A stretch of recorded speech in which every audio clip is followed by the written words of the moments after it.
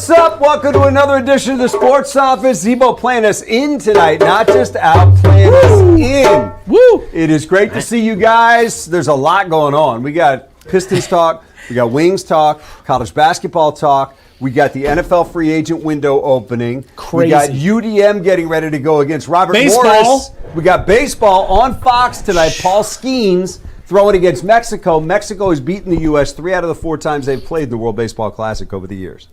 Very exciting. So there's stuff. Dan's dropping a lot of knowledge. There's stuff happening tonight. And, of course, you're happening. You're welcome to join us. All you got to do is hit the Zoom link right there, and you can join the show. We'd love to see your shining face up here joining us tonight on a show that is brought to you by Figer Law. All we do is win. All we do See, it says so right there. All we do is win. I love that. Winning. Hey, so let's dive right in. Kid joins us. Birchie's in the house. What up, Birchie? Birchie! Going on, fellas? How we doing? Hey, never say I'm not devoted to Fox 2. I just ripped little man off the playground on the nicest day of the year. I dropped him and his little sister Annie and my wife Kenzie at home, and I said, I gotta go do the sports office for Fox 2. Honestly, though, I think I might have won that exchange. It's bath time, it's dinner time, so I think I came out on top there. But hey, yeah, he always played that a pleasure perfectly. to talk to you fellas. Hey, let me tell you something. I am so proud to be a grandfather now, and I love my little granddaughter like nobody's business. But I got to tell you, the best part is when she comes to our house. The second best part is when she leaves. And she goes, and I can just crash on a couch somewhere after chasing her for 3 hours. Because it's nonstop energy that I don't have anymore. That's the grandparents' creed. Love them, spoil them, send them home. Drop them off. See you later. Yeah, give Pops a hug, and we'll see you in a bit. Oh, my God. Is that what they call you, Pops? Pops. Love it. Yeah. Do we start Stargell in there. Yeah, Willie Stargell, Pops. I love it. Willie Stargell. I think we're going to have to start calling him Pops. So this is, I'm going to go 2 ways with this, Birchie. This is a big day in the world of sports when the free tampering window opens in the NFL. But I'll also say I think a lot of times it turns out to be not quite as big as teams hope down the line, because sometimes these contracts get lopped off in about 2 years when they're like, well, we got to get rid of this guy.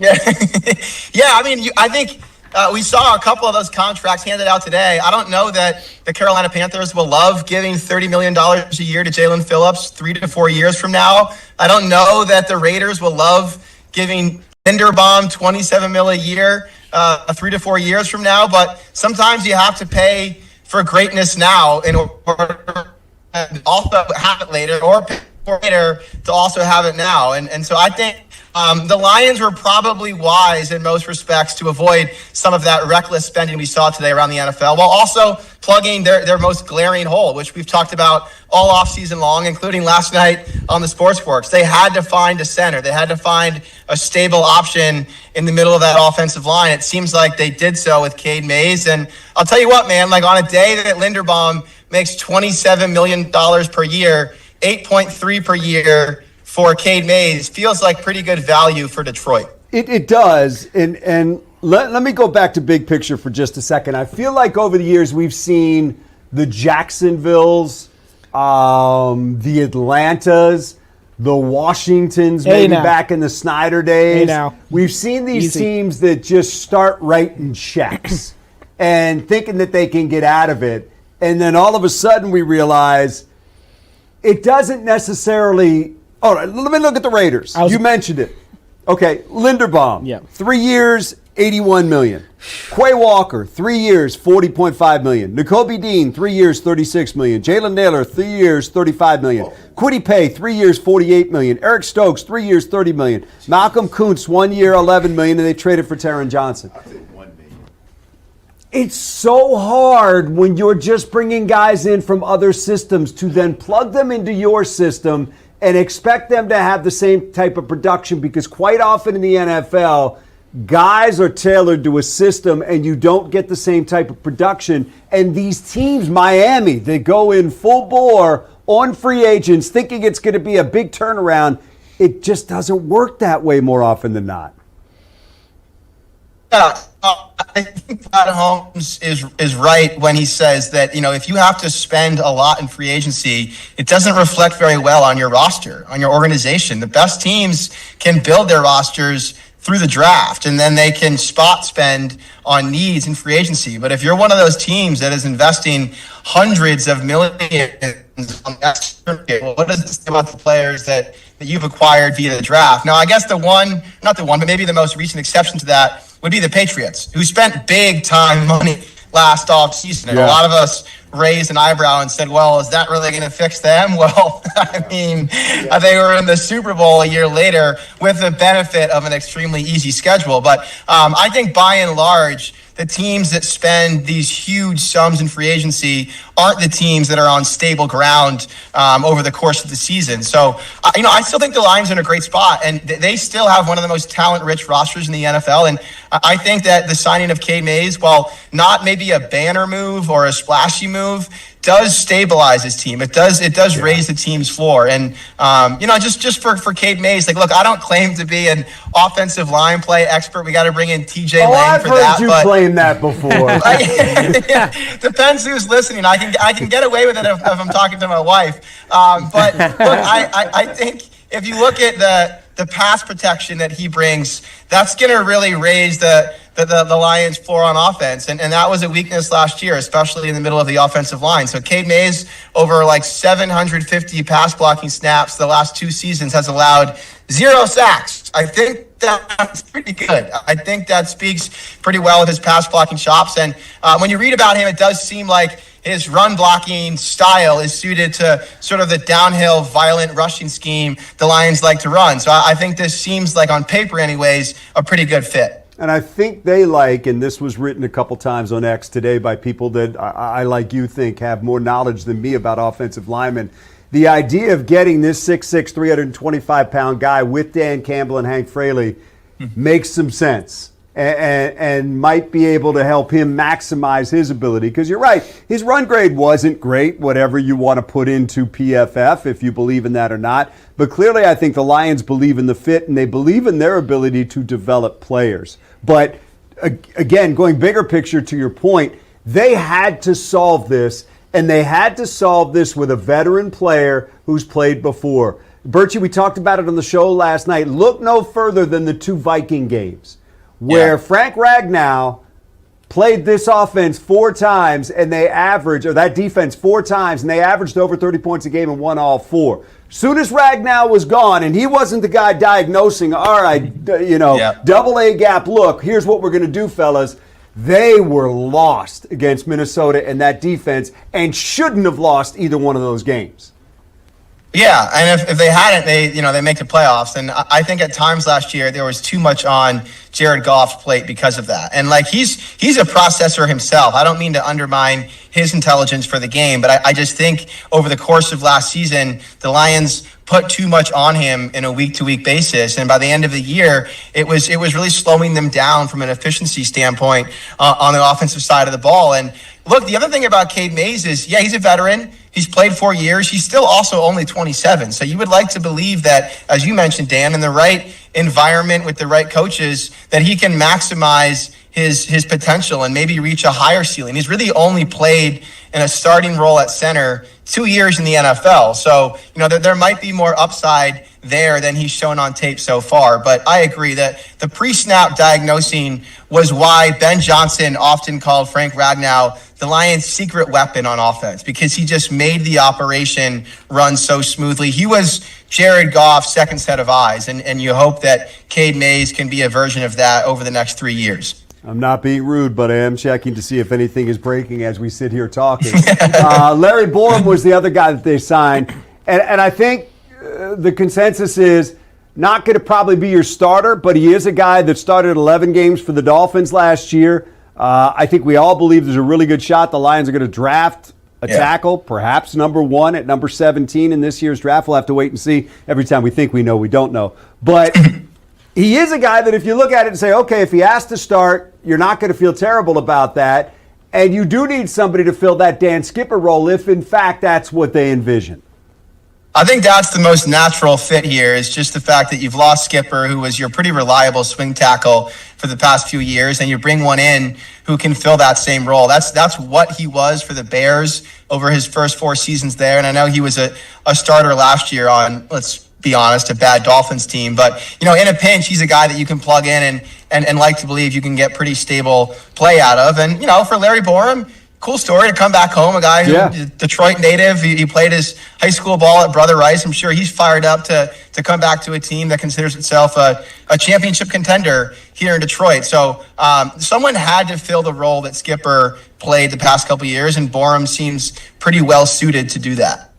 There was some speculation that bringing Borum in would mean they would move Panay to left tackle. Do you see that as a possibility, or if they draft someone, it wouldn't be a problem? I don't know, Birchie, if they do that for Borum, but I think if they draft a right tackle and believe that player they draft is best suited to play right tackle, I do believe that's on the table, that you move Panay to left tackle and you say, dude, you're going to be there for the next 10 years.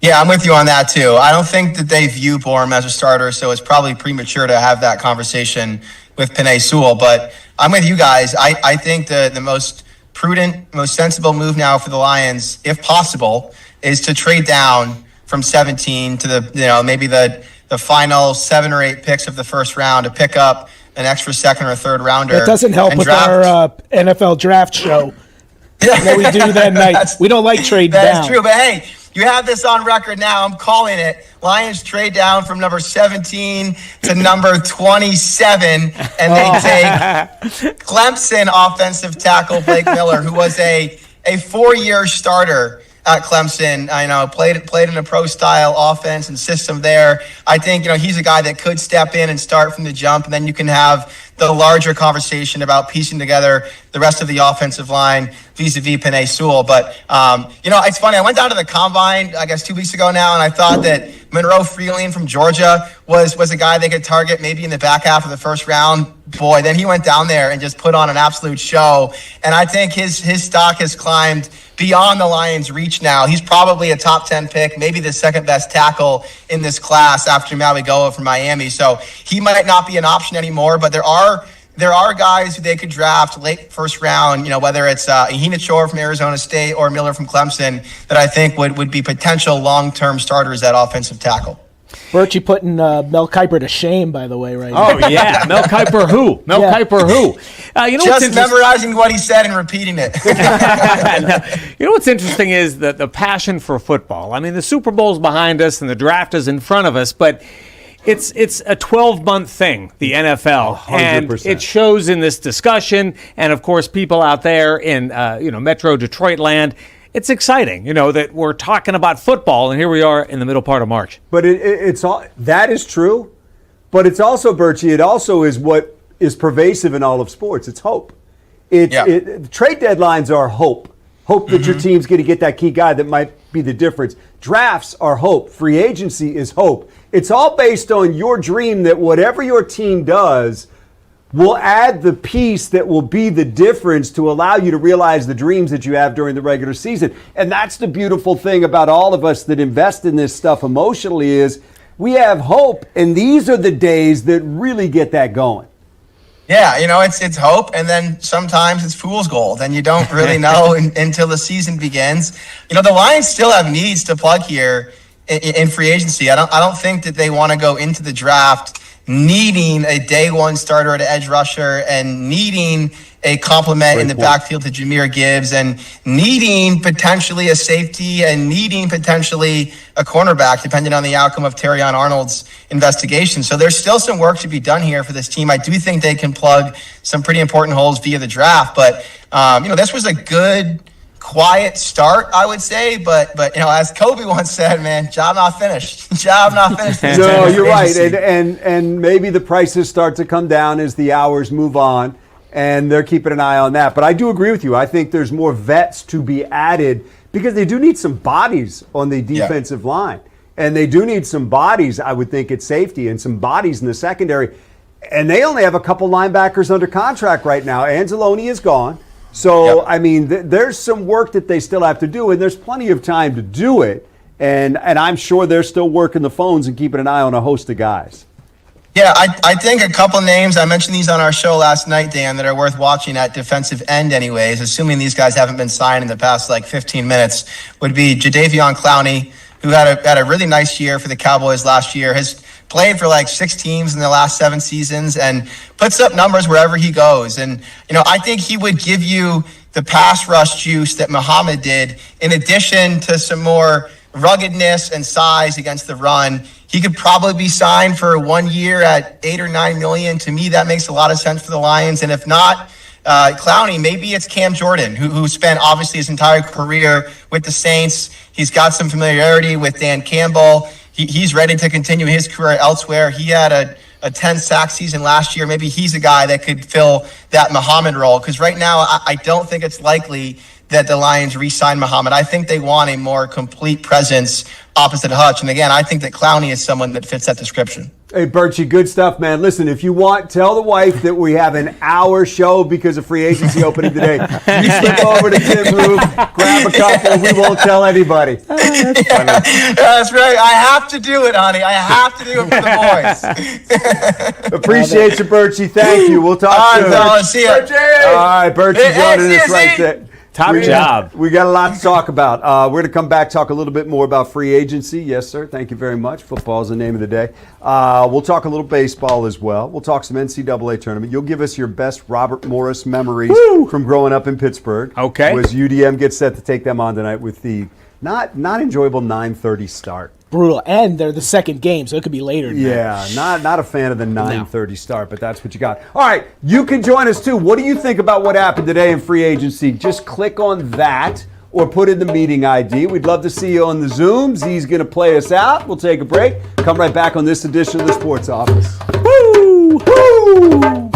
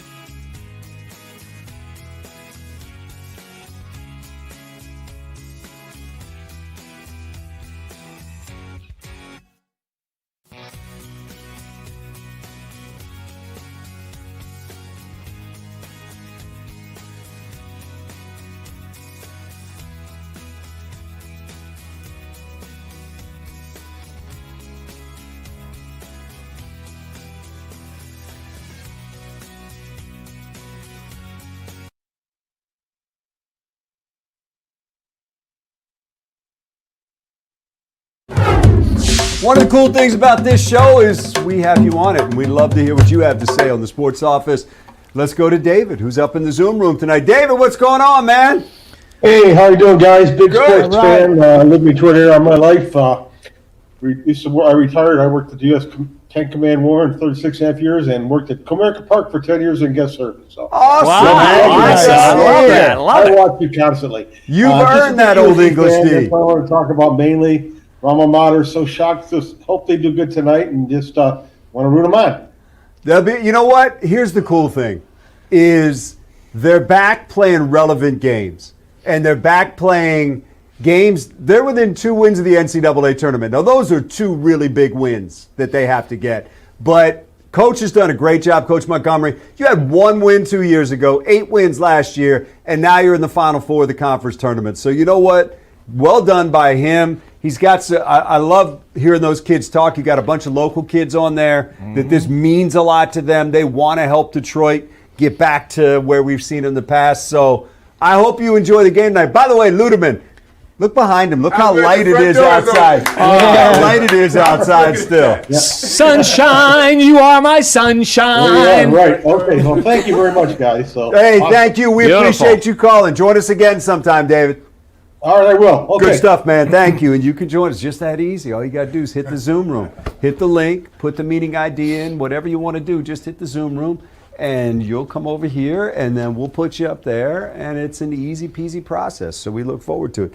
Ludeman, by the way, this whole daylight savings time Yes. thing, I mean, lives change quickly. It does. You know, it always takes a couple of days to get it where you're not feeling out of sorts. You know what I Yes. mean? I mean, we did the clock change Saturday night, Sunday morning, and here we are Monday. Well, you were pretty yeah, drunk man. I Saturday was. night. That was a bore. Man. I know you could have used that extra hour. But it always takes a couple days, Yeah. you know, and just enjoy the sunshine. We do have a chance for some active weather tomorrow evening, tomorrow night into Wednesday morning. There's a chance. Define active. You know, strong to severe storms. We're going to have a warm front pushing through, so we can't rule out, you know, a tornado threat. Now, that's not to say we're going to see a repeat of what we had back on Friday Right. with all the crazy weather in southwest Michigan. But, you know, it is getting into that time of year again. We'll be watching the radar and give you an update tonight after baseball. Now, aside from the hurricanes and tornadoes, Yes. and bless the people that were in that, and it's heartbreaking.